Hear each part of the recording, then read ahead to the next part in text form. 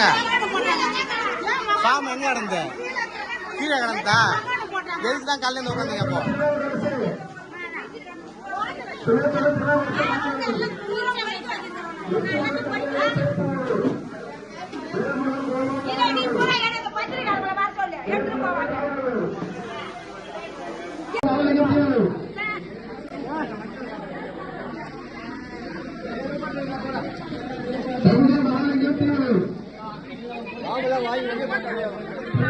என்னாச்சு? என்ன ஆச்சு? மனுவே காணுமா? சரி, ஓகே. என்ன தெரியுமா? என்ன தெரியுங்க? மனுவே காணுமா?